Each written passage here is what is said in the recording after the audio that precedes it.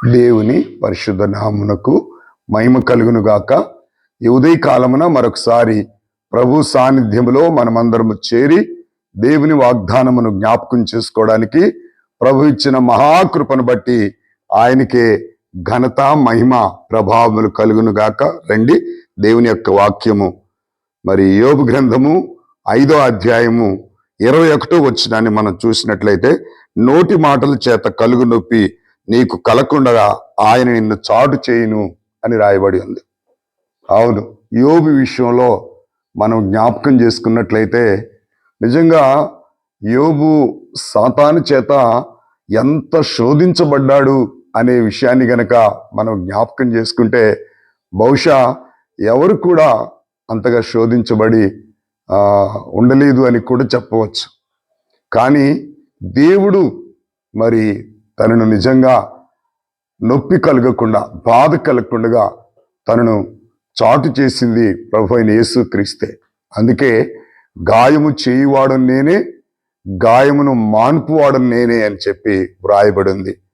శిక్షించువాడు ఆయనే, స్వస్థపరచువాడు ఆయనే. నిజంగా యోబుని మరి యోబు యొక్క యథార్థతను మరి గ్రహించి మరి సాతానుతో ఛాలెంజ్ చేశాడు దేవుడే. నా యోబు యొక్క సంగతి ఎంత యథార్థవంతుడో, ఎంత పవిత్రుడో, నా యొక్క కుమారుని గురించి ఆలోచించుతూ అన్నప్పుడు సాతాను ఊరికనే నీ అంత యథార్థవంతుడుగా ఉన్నాడా, సమస్తాన్ని తొలగించినట్లయితే నీ ముఖం ఎదుటినే నేను దూషిస్తాడని చెప్పినప్పుడు మరి నిజంగా సాతానుకు దేవుడే అవకాశం ఇచ్చినట్లుగా మనం చూస్తా ఉన్నాం. చాలా శోధనకు, చాలా వేదనకు, భయంకరమైనటువంటి సమస్తమును కోల్పోయాడు. అయినప్పటికీ దేవుడు నిజంగా ఆయనను చాటు చేసిన విధానం, ఆయనను కాపాడిన విధానం చాలా గొప్పది. ఈనాడు నిజంగా యోబుని గురించి ప్రభు ఇచ్చిన సాక్ష్యం గొప్పది. మరి నీ కొరకు, నా కొరకు అలాంటి సాక్ష్యము దేవుడు ఇవ్వాలంటే మనం ఎంతో జాగ్రత్తగా, పవిత్రులుగా, నిర్దోషులుగా, నిష్కలంకులుగా ఎంతో మనము దేవుని సందులో పోరాడవలసిన వారమై ఉంటున్నాం. కనుక ఈ ఉదయకాలమున నిజంగా యోబుకు దేవుడిచ్చిన వాగ్దానం మనం చూస్తా ఉన్నాం. ప్రియులారా, నోటి మాటల చేత కలుగు నొప్పి నీకు తగలకుండా ఆయన నిన్ను చాటు చేయను.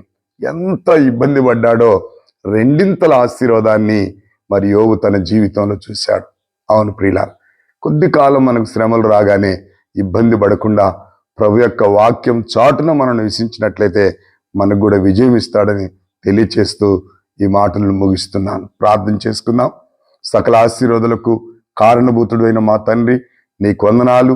యోబుకినైనా మీరు చేసిన వాగ్దానమును బట్టి ప్రభువానికి స్తోత్రాలు. నిజంగా తనను కాపాడిన విధానానికి, తాను చాటు చేసిన విధానానికి ప్రభా తనకు బాధ కలగకుండా తండ్రి నాయనా నోటి మాటల చేత ఆయన తండ్రి నిందించబడినప్పుడు మీరు చాటు చేసి ఆశీర్వదించిన విధానం కొరకు స్తోత్రాలు.